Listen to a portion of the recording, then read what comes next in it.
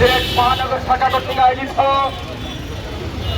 উথুরে tax বৃদ্ধির প্রতিবাদে আজকের এই মানববন্ধনের সভাপতি মহানগর বিএনপির সভাপতি জনতা নাসিম হুসাইন উপস্থিত রয়েছেন।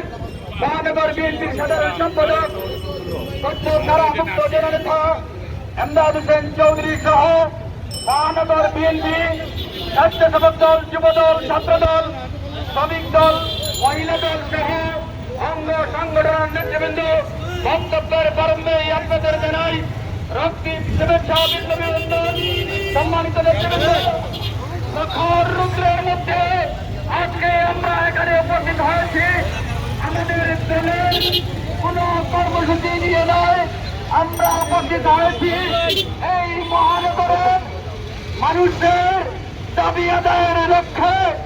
আমরা ইতিমধ্যে মহানগর বিএনপি বিবৃতি দিয়েছিল যে ট্যাক্স বৃদ্ধি করার চক্রান্ত চলছে, তারই প্রতিবাদে আজকের তৃতীয় দিন আজকের এই মানববন্ধন। সম্মানিত নেতৃবৃন্দ, আমরা পরিষ্কার ভাষায় জানিয়ে দিতে চাই, মাননীয় মেয়র, আপনি জনগণের কাতারে আসার জন্য অনুরোধ করছি। অন্যথায় আজকের পরবর্তীতে এই মহানগর বিএনপি এবং অঙ্গ সংগঠন যে কর্মসূচি দিবে, আপনি যদি অনতি বিলম্বে এই বর্ধিত ট্যাক্স প্রত্যাহার করে নেন, তাহলে যে কোনো পরিস্থিতির জন্যই আপনাকে দায়ী থাকতে হবে।